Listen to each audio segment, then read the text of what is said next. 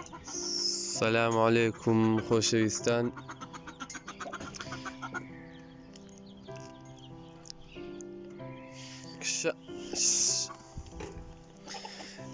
خۆشەویستان لەم ڤیدیۆیەدا ئینشاءڵڵا باسی چۆنیەتی چاندنی کەرەوستان بۆ دەکەم.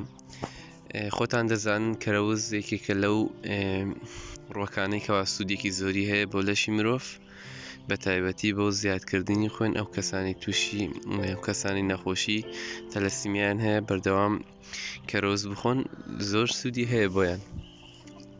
کەرەوز چاندنی کەمێک قورسەوەکو سلق نییە بە ئاسانی بڕوێت و تۆیەکەی چەکەرە بکات و شین ببێت، بۆیە ئەو کەسانەی ئەم پیشەیە دەکەن دەزانن کەوا چاندنی هەروە شینبوونی کەرەوز کەمێک قورسە لەبەر چەند هۆکارێک لەوانەیە ئەو کەسان نەزانن، بەڵام یەکێک لە بەو هۆکارانەیەکەوە تۆی کەرەوز دەچێتە باری سڕبوون، دەچێتە باری مدبوون، واتە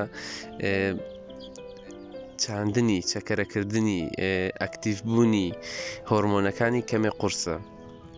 و هەروە لە وەرزی گەرما زۆر قورس دەبێت چاندنی شینبوونی، بۆیە ئەو کەسانە دەزانن کەوا لە وەرزی سەرما یان لە کۆتایی زستان لە ناو بەهار بیچێنن سەرکەوتووترە. بۆیە ئێمە ئێستا لە کۆتایی مانگی سێداین تەمەشا بکەن ڕێگایەکی زۆر ئاسان هەیە بۆ ئەوی بتوانی بە سەرکەوتوانە کەرەوزەکەت بچێت. سەرەتا بخە ناو ئاوێکی کوڵا، کەرەوزەکەت بخە ناو ئاوێکی کوڵاوەوە، دواتر بە کلێنسێک هەموو ئاوە زیادەکەی لێ بگوشە، بۆ ماوەی 2 بۆ 3 ڕۆژ بیخە ناو فرێزەری سەلاجە یان مجەمیدا. کە خستە ناو فرێزە دواتر دەری بێنە کە کەمێک بەستنیەکەی شل بێتەوە، بیچێنە زۆر بە ئاسانی دەڕوێ. وەکو ئەمە تەمەشاکان هەندێک لە دنکەکانی سەوزیش بووە لەبەر ئەوەی تەمەشاکەم